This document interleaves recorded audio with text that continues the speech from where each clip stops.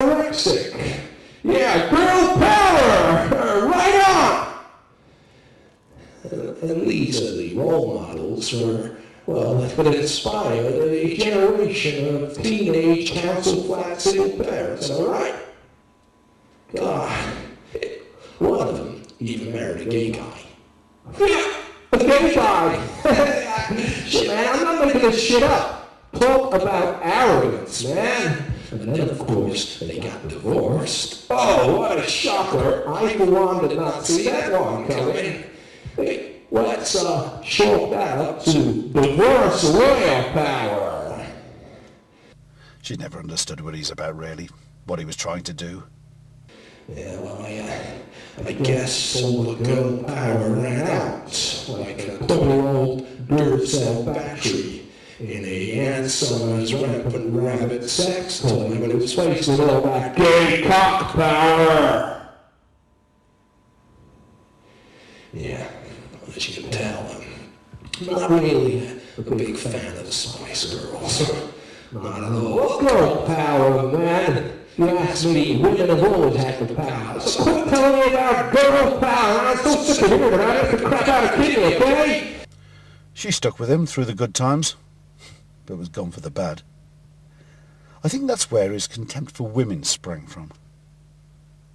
You want to be my lover, yeah. Yeah, we know. Either be gay, soft and sour with an IQ the size of my penis, a boy band, or a toilet bowl. Yeah, we know we got it. Yeah, we'll call it. You know, the 4666. He was astute. He could take on any subject and just cut to the heart of the matter. He'd filter out all the bullshit. Sorry, I've been taking my medication today. Yeah.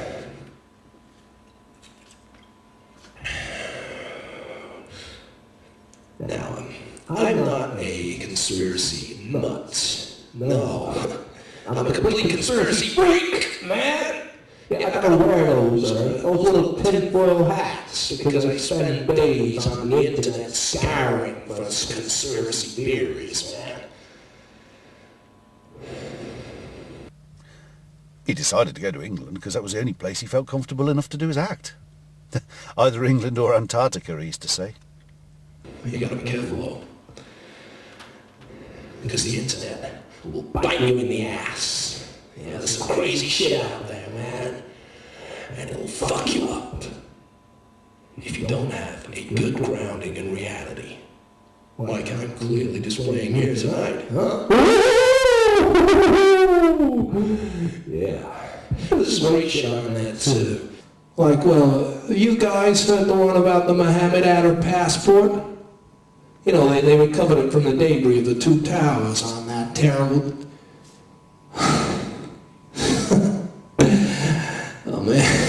Oh, man. Yeah. I meant the Twin Towers.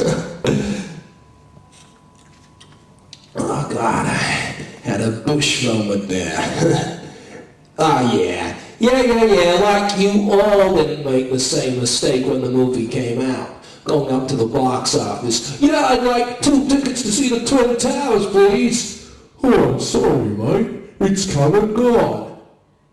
I think it really hurt him, being labelled a traitor. I don't think he ever got over that.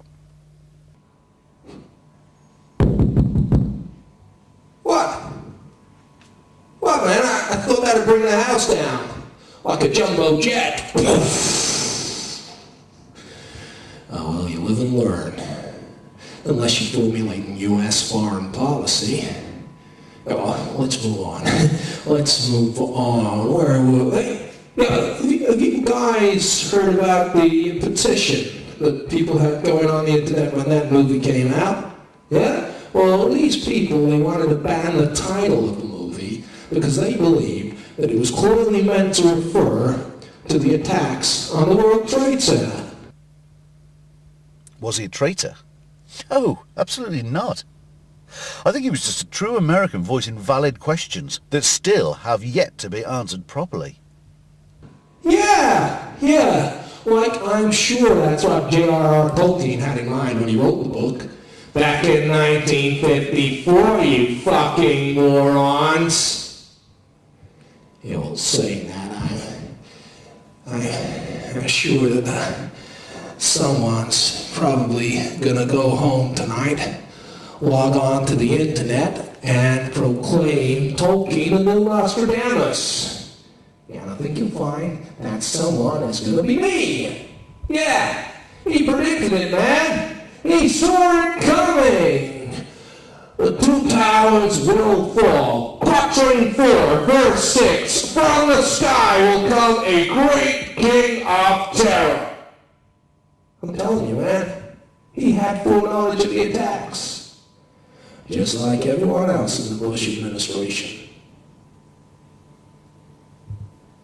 He was questioned a few times by the authorities, but they never had anything on him that would stick. Or you could take it to mean that these people believed that Tolkien was the mastermind behind the 9/11 attacks. Oh, who would have thunk it? Good old J.R.R. Tolkien's books are the ideological inspiration behind Al-Qaeda. Well, now you come to mention it, Frodo does sound awfully Arabic to me. The one time they threatened to prosecute him under the Anti-Terrorism Act, which Lloyd found hilarious. Cut the Camp X-ray and Frodo in an orange jumpsuit, barefoot and in shackles, being led out to the yard for his daily constitution, with the rest of his fundamentalist inmates, Sam, Merry, and Pippin. Meanwhile, the Shire's being nuked, Aragorn's gone into hiding in the mountains, Bush has the ring, and Gandalf's being sodomized in Abu Ghraib. Oh well, at least some good's come out of it for somebody. Jeez, man, I'm getting bummed out just thinking about it. Yeah. He really believed that his stuff could change things, make people think. I asked him once, why don't you run for Congress? He said he didn't think he'd get elected because there were far too many comedians there already. If you follow that train of thought, then Al-Qaeda must think that by carrying out the attacks on the Twin Towers, they were paving the way for the second coming of Elvis. Well, you know, because the next book, it's called The Return of the King. And it turns out they're just a bunch of Elvis freaks, man. Yeah, spreading the gospel. Hey, he died on the John reading the Nutty Mac for your sins, man. Yeah. Huh. So, well, don't be cruel to a heart that's true. Oh, thank you very much. You know what? I think that we better burn all of Elvis's records, man. Yeah, well, we don't want anybody listening to any Al-Qaeda propaganda now, do we?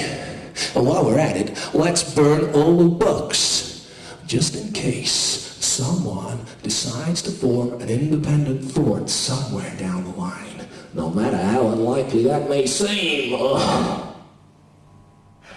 You couldn't really pin down his politics. I mean, he didn't fit the norm of mainstream parties. Yeah, man. Seriously, how can you justify a petition like this? Huh? Like the Twin Towers was a propaganda film directed by Osama bin Jackson and financed by New Infidel Cinema. Shut the fuck up, you sorry motherfucker! Shut up! Yeah, it's people like you, right, that get into positions of power. These little demons running around the place, ruining everything that's good in the world. Would I classify his comedy as humanism? No. He was an idealist. He believed that evil and lie should be fought, no matter how big. I can't do this, Sam. I know. It's all wrong. By rights, we shouldn't even be here. But we are. It's like in the great stories, Mr. Frodo. The ones that really mattered. Full of darkness and danger they were. And sometimes you didn't want to know the end. Because how could the end be happy? How could this world go back to the way it was when so much bad had happened? But in the end, it's only a passing thing. This shadow. Even darkness must pass. And when the sun shines, it will shine out the clearer. Those are the stories that mattered. Yeah. That stayed with you. Even if you were too small to understand. But I think, Mr. Frodo, I do understand. I know now. The folk in those stories, they had lots of chances to turn back. Only they didn't. They kept going. Because they were holding on to something. What are we holding on to, Sam? No, he loved his country. What hurt him was to see his country's freedoms being systematically destroyed. That there's some good in this world, Mr. Frodo. And it's worth fighting for. Yeah. I seem to have lost my train of thought there. Yeah, where was I? Where was I, man? Yeah, the jokes, man. Let's get back to the jokes. You're a comedian, man. Do the jokes. Hey. He was bitter and a little twisted, yeah, but I mean, he was able to channel it into his work. Yeah, the Muhammad Adder passport. This one will knock you out. The Muhammad Adder passport. Or, as I call it, the magic passport theory. How Muhammad Adder's passport defied the known laws of the universe. They would have you believe that a passport that coincidentally just so happened to belong to the lead hijacker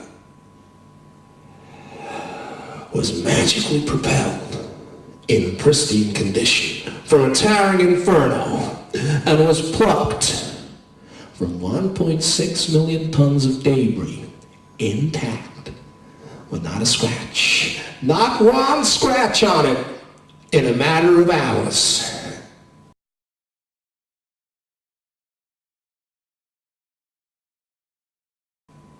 Not since the magic bullet or Linda Blair's vomit has there been a projectile so improbable. Now, I've crunched the numbers on this one, folks, again and again, and it just doesn't add up. Something's wrong somewhere. And as much as I want to go along with the government version of events on this, and God knows I do, I just can't seem to take the leap of faith that Bush wants me to. Let us never tolerate outrageous conspiracy theories concerning the attacks of September the 11th. Probably because I got a brain, and I got this ugly habit of using it. I mean, man, what was this passport made out of? Huh? A makeshift nuclear fallout shelter? The remains of the UFO they recovered from Roswell? Huh? The shielding that they use on the International Space Station? What was it, man? Fuck, they should consider making airplanes out of it, is all I'm saying. Hey, you want to go with me on this one? It's not such a bad idea. Shame the Bill of Rights isn't made out of the same stuff, huh? Towards the end, he had a few demons. But did anyone else not find it strange that they found that? Hey? Did that not raise anybody else's flag? I mean, why not go the whole hog here? Yeah? Why just stop at his passport, man? Why not magically find his airplane ticket? The receipt for the box cutter? His dental records? His 8th grade terrorist training camp report card with "must try harder to hate the infidel" written on it? Well, let's just hammer home the point here, man. Fuck, why not his Al-Qaeda membership card? Which probably would have been 5 years out of date, by the way. Come on, let's really push the envelope here. Huh? Let's see how far